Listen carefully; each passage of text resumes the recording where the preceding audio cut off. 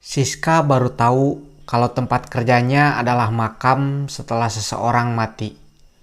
Malam pertama, cuma terdengar suara benda jatuh di atap. Malam kedua, terdengar tangisan dari dalam dapur. Lalu, satu pegawai ditemukan meninggal dengan bekas cekikan di leher. Tapi, yang paling mengerikan, ternyata jasad itu bukan satu-satunya yang terkubur di bawah dapur. Halo semuanya, selamat datang di channel 1N02 bersama saya, Wan.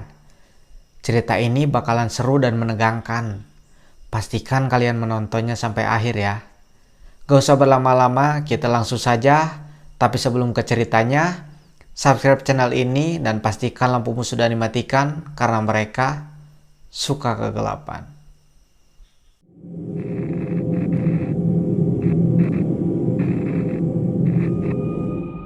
Siska baru saja lulus sekolah. Seperti kebanyakan anak muda yang baru selesai sekolah, satu hal yang paling dia pikirkan adalah pekerjaan. Dia tidak ingin terlalu lama menganggur di rumah. Hampir setiap hari, Siska mencari informasi lowongan kerja dari berbagai tempat. Kalau ada lowongan yang menurutnya cocok, dia langsung memasukkan lamaran. Bahkan sampai berkali-kali, tapi hasilnya selalu sama. Belum ada satupun panggilan kerja yang datang. Suatu siang, Siska pergi ke tempat fotokopi untuk menggandakan beberapa berkas lamaran pekerjaan. Sambil menunggu berkasnya selesai, dia sempat berbincang dengan pemilik fotokopi. Dari obrolan singkat itu, pemilik fotokopi mengetahui kalau Siska sedang mencari pekerjaan. Dia kemudian memberitahu bahwa dapur MBG di daerah tersebut sedang membutuhkan beberapa pekerja.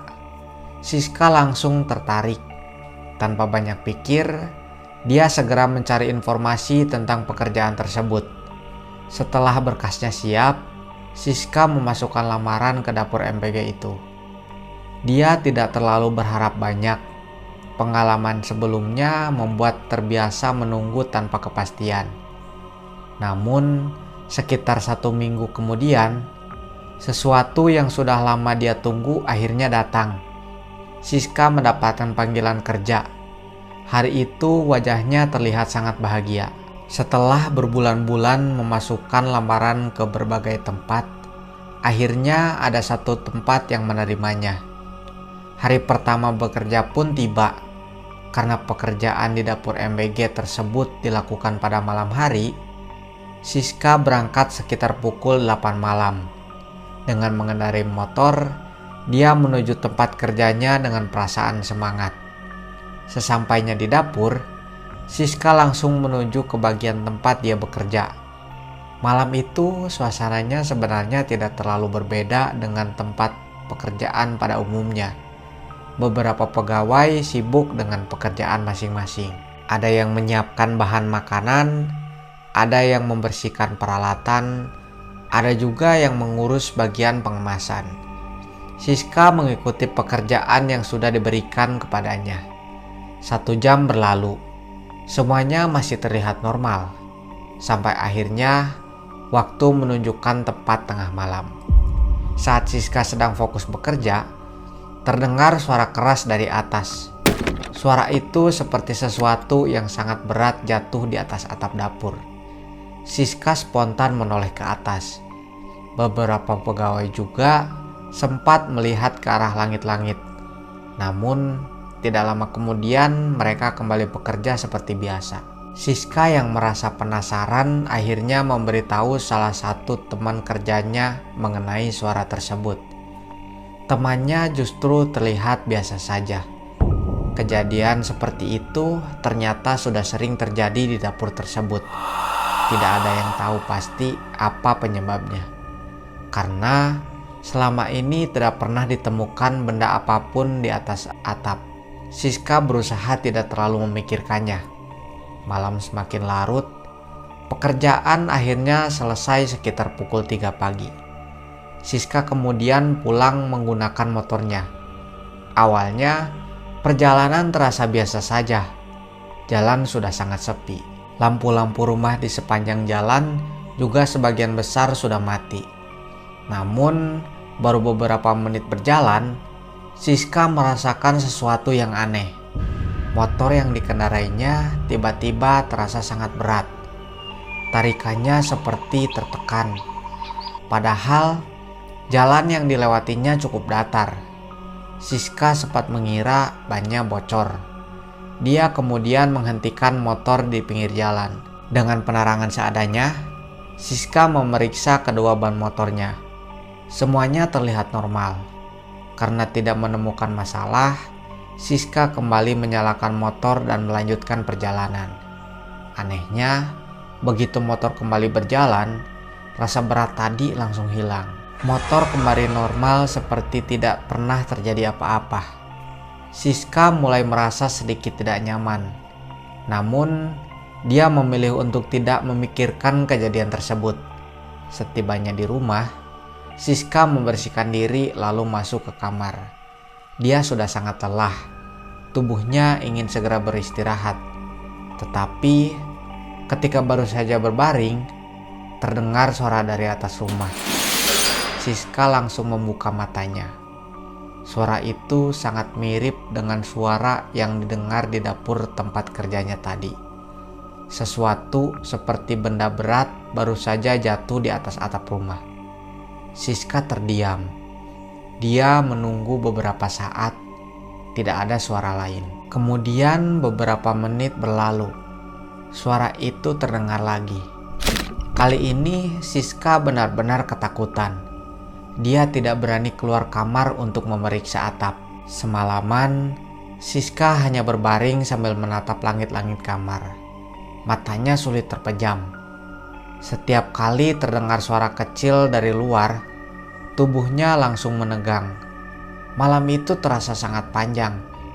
Siska baru bisa memejamkan mata setelah matahari mulai terbit. Itu pun bukan karena rasa takutnya hilang, melainkan karena tubuhnya sudah benar-benar kelelahan. Sore harinya, Siska kembali bersiap untuk bekerja.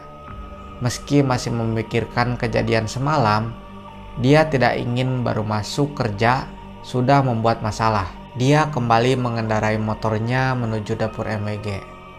Namun, malam kedua ternyata jauh lebih buruk. Ketika pekerjaan sedang berlangsung, tiba-tiba angin bertiup sangat kencang. Pintu dan jendela dapur bergerak sendiri. Beberapa benda ringan di sekitar tempat kerja sampai bergeser. Kemudian lampu berkedip lalu padam. Seluruh dapur menjadi gelap. Para pekerja yang tadi sibuk langsung berhenti. Dalam keadaan gelap seperti itu, tiba-tiba terdengar suara lain. Suara tangisan. Awalnya hanya terdengar samar, seperti seseorang sedang menangis dari kejauhan. Namun beberapa detik kemudian, suara itu semakin jelas. Bukan satu orang, seolah-olah ada banyak orang yang sedang menangis secara bersamaan. Suara itu terdengar dari berbagai arah. Bahkan ada suara tangisan yang seolah-olah berasal dari atas kepala mereka. Siska berdiri kaku. Dia kemudian mencari tahu kepada pegawai yang sudah lebih dahulu bekerja di sana. Apakah kejadian seperti ini pernah terjadi sebelumnya? Jawaban yang diterimanya justru membuat Siska semakin takut. Kejadian seperti itu ternyata belum pernah terjadi sebelumnya. Malam itu, semua pegawai mulai panik. Tidak ada yang berani beraktivitas dalam keadaan gelap sambil mendengar suara tangisan dari berbagai arah. Karena listrik tidak kunjung menyala, pekerjaan akhirnya dihentikan. Para pegawai dipulangkan lebih awal. Siska pulang dengan pikiran yang penuh. Dia terus memikirkan suara tangisan tadi. Sesampainya di rumah, Siska masuk dan mengunci pintu. Dia mencoba menenangkan diri. Namun, sebelum lama duduk, terdengar suara ketukan dari pintu depan. Siska terdiam. Dia mengira mungkin ada seseorang yang datang. Dengan langkah perlahan, Dia mendekati pintu. Tangannya meraih gagang pintu. Pintu kemudian dibuka. Tidak ada siapa-siapa. Tidak ada orang di depan rumah. Jalanan juga terlihat sepi. Siska langsung menutup pintu dan menguncinya kembali. Rasa takut yang sejak tadi dia tahan akhirnya pecah. Dia berlari menuju kamar dan tidak berani keluar lagi. Malam itu, Siska kembali sulit tidur. Dan keesokan harinya, tubuhnya terasa sangat lemas. Kepalanya pusing, badannya panas. Siska akhirnya memutuskan tidak masuk kerja. Dia memberitahu melalui grup kerja bahwa dirinya sedang sakit dan tidak bisa datang. Namun, beberapa saat kemudian, balasan dari teman-teman kerjanya membuat Siska terdiam. Ternyata bukan hanya dirinya yang sakit. Hampir semua pegawai yang bekerja malam sebelumnya mengalami hal yang sama. Mereka sakit secara bersamaan. Tidak ada yang bisa datang bekerja. Siska mulai merasa ada sesuatu yang tidak beres dengan tempat itu. Beberapa hari kemudian, kondisinya mulai membaik. Siska sudah berniat kembali bekerja, tetapi sebelum dia berangkat, sebuah kabar mengejutkan datang. Salah satu teman kerjanya meninggal dunia. Dapur MBG itu pun belum bisa beroperasi seperti biasa. Yang membuat semua orang semakin ketakutan adalah kondisi jenazah teman Siska. Di bagian lehernya terdapat luka memar yang bentuknya seperti bekas cekikan.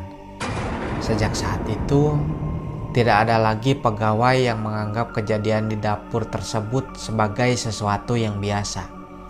Siska mulai menyadari bahwa suara benda jatuh di atas atap, motor yang terasa berat, suara tangisan, listrik yang tiba-tiba padam, sakit yang menyerang hampir seluruh pegawai, sampai kematian temannya mungkin memiliki hubungan.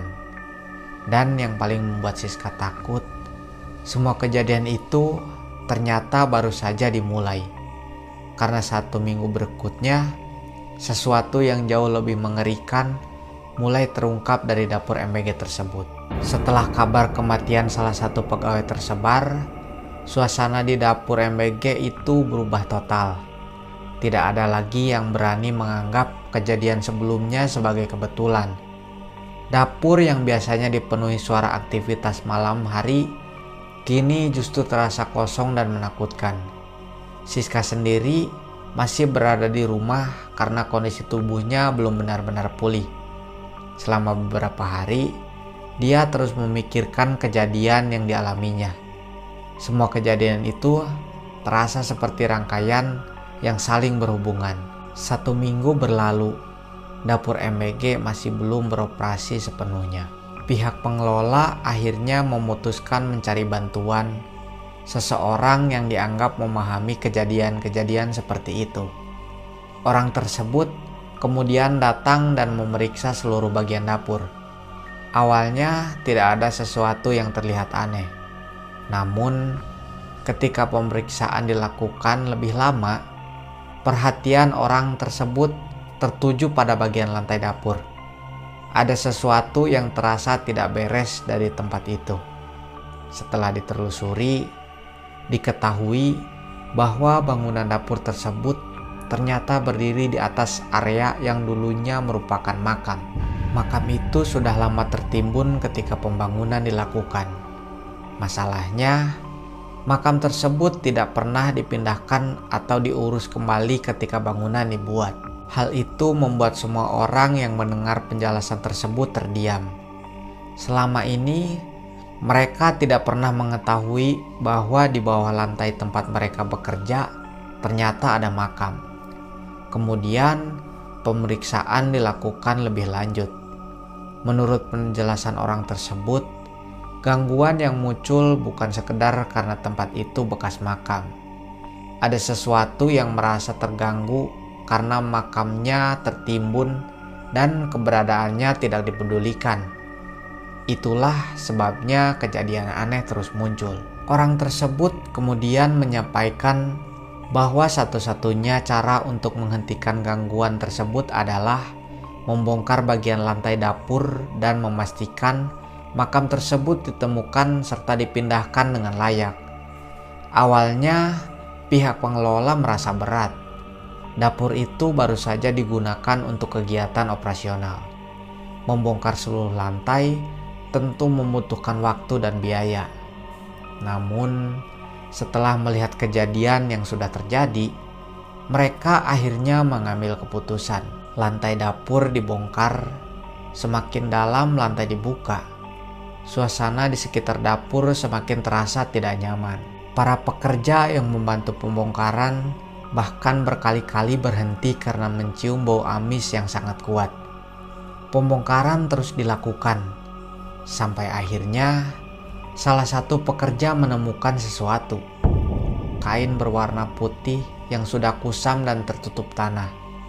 Semua orang langsung terdiam. Penggalian dilanjutkan dengan sangat hati-hati. Tidak lama kemudian, terlihat beberapa bagian tulang manusia. Saat itulah, semua orang menyadari bahwa cerita mengenai makam tersebut ternyata benar. Di bawah lantai dapur memang terdapat makam.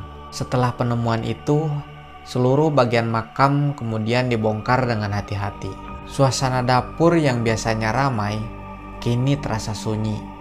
Semua orang hanya ingin proses pemindahan selesai secepat mungkin. Akhirnya, makam tersebut dipindahkan dari lokasi itu dan diurus dengan layak. Setelah semuanya selesai, lantai dapur kembali diperbaiki. Beberapa hari kemudian, kegiatan di dapur MBG mulai berjalan kembali. Siska kembali bekerja seperti biasa, tanpa mengalami hal-hal yang aneh. Terima kasih telah menonton video ini sampai akhir. Tolong bantu channel ini agar makin maju dan berkembang dengan cara like, share, dan subscribe. Sekian untuk video kali ini. Saya Wan. Sampai jumpa di video selanjutnya.